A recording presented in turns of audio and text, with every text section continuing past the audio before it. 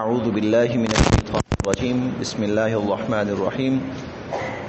یہ آیت نمبر 70 شروع ہو رہی ہے. قالوا ادع لنا ربك يبين لنا ما هي ان البقرة شابه علينا وإنا إن شاء الله لمهتدون. قال إنه يقول إنها بقرة لا ذلول تثير الأرض ولا تسقي الحرث مسلمة لا شية فيها. قالوا الآن جئت بالحق فذبحوها وما كادوا يفعلون.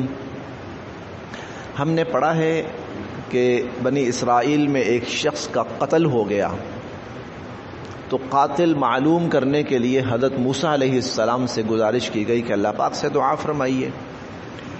تو موسیٰ علیہ السلام نے دعا کی تو اللہ تعالیٰ نے فرمایا گائے ذبح کرو. اس پر بنی اسرائیل نے تھوڑا سا تعجب کا اظہار کیا، یہ تو مذاق ہو رہا ہے ہمارے ساتھ.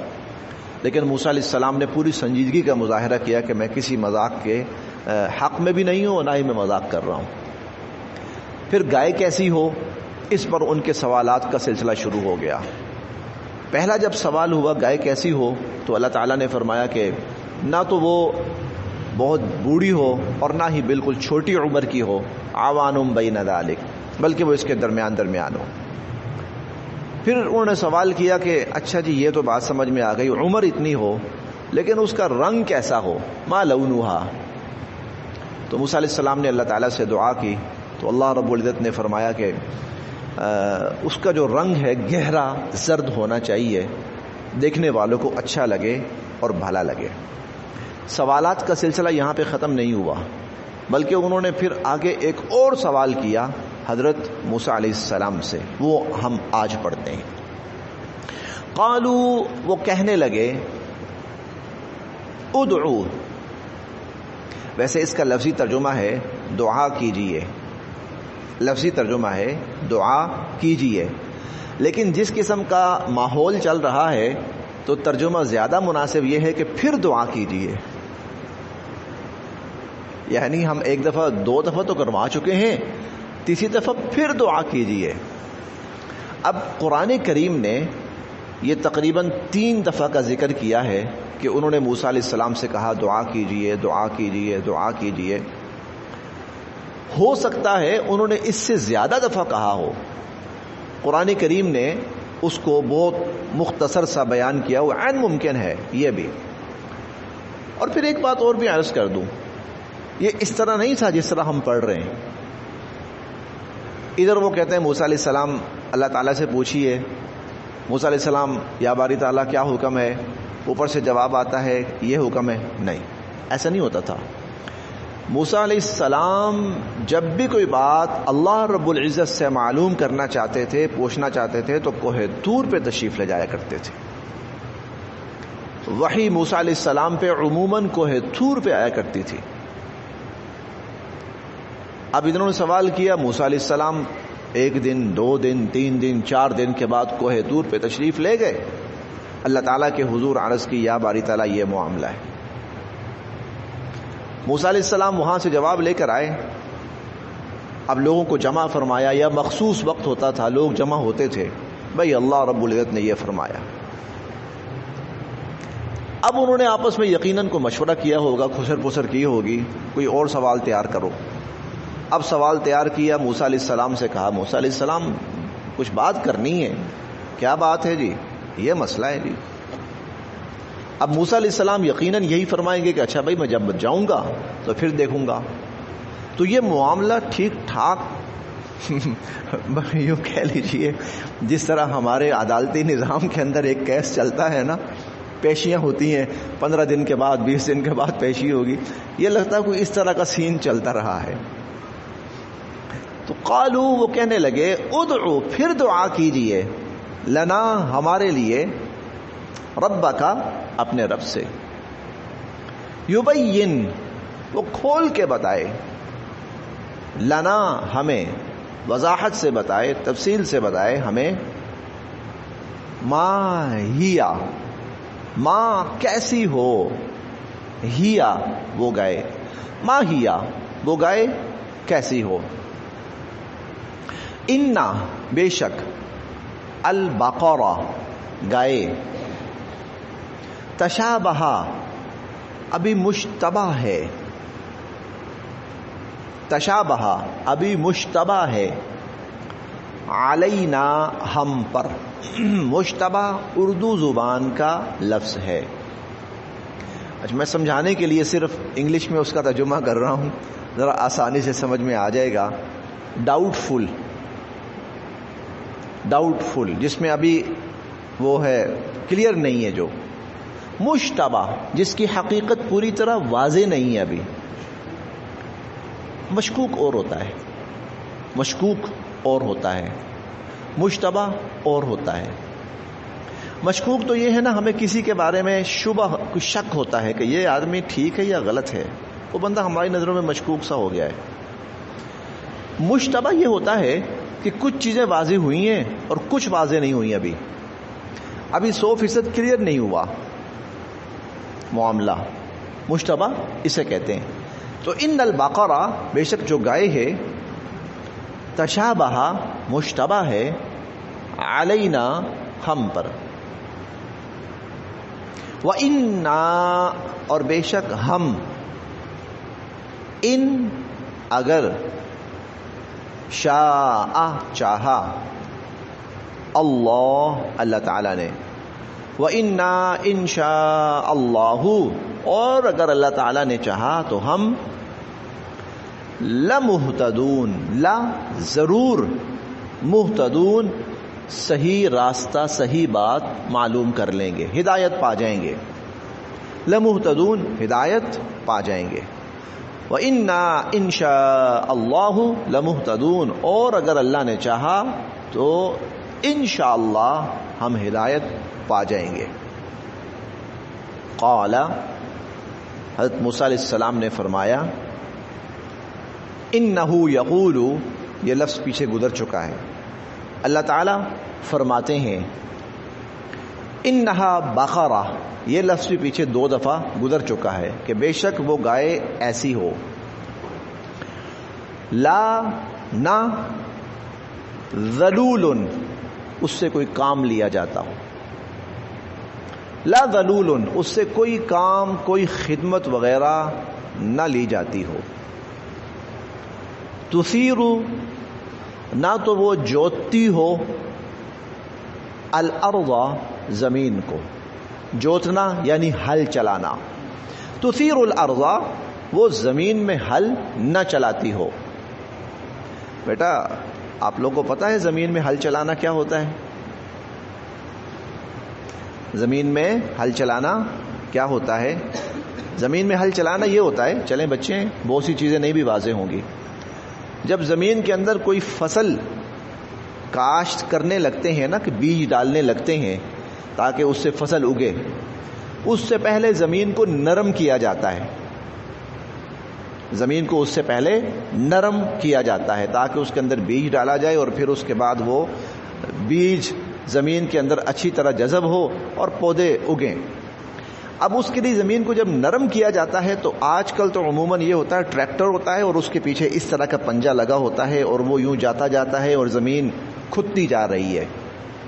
پہلے یہ ہوتا تھا کہ جانور، گائے، بیل وغیرہ، ان کے ذریعے ان کے پیچھے اس طرح کی چیز لگائی جاتی تھی، وہ گائے آگے آگے چل رہی ہے، پیچھے پیچھے زمین کھدتی جا رہی ہے اور نرم ہوتی جا رہی ہے، اسے کہتے ہیں زمین میں ہل چلانا۔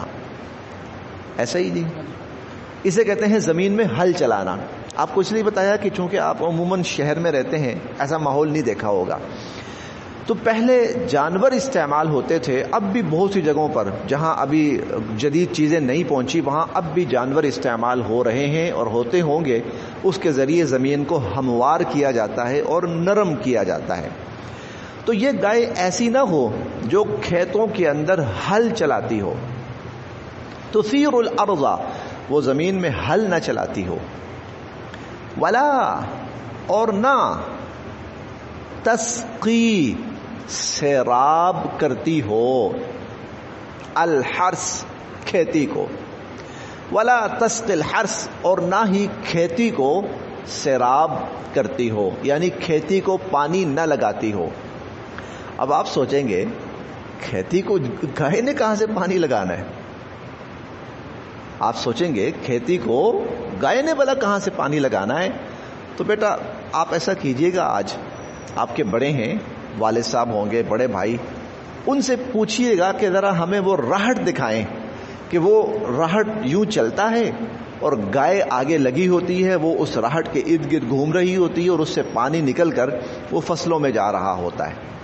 تو وہ فصلوں تک پانی پہنچانے کے لیے گائے بیل یہ چیز استعمال ہوتی ہے. تو اللہ تعالیٰ فرما رہے ہیں وَلَا تَسْقِ الْحَرْثِ، یہ جو گائے ہے نا یہ کھیتوں کو پانی لگانے میں بھی استعمال نہ ہوتی ہو. کوشش کرنا، نیٹ پہ یہ چیزیں اویلیبل ہیں، دستیاب ہیں، کھول کے دیکھ لینا کہ کس طرح وہ چلتی ہے. گائے وہ رہٹ چلاتی ہے، پانی نکلتا ہے اور وہ پانی پھر کھیتوں میں جاتا ہے. بلکہ انشاءاللہ اگر ہمارا کوئی ٹور ہوا تو کوشش کریں گے کہ بچے بھی ہمارے ساتھ ہوں اور ان بچوں کو ہم وہ مناظر بھی دکھائیں، وہ گاؤں دیہات کے خالص مناظر، قدرتی مناظر. لا ذلول، اس سے کوئی خدمت نہ لی جاتی ہو. تثیر الارض، نہ وہ زمین میں ہل چلاتی ہو.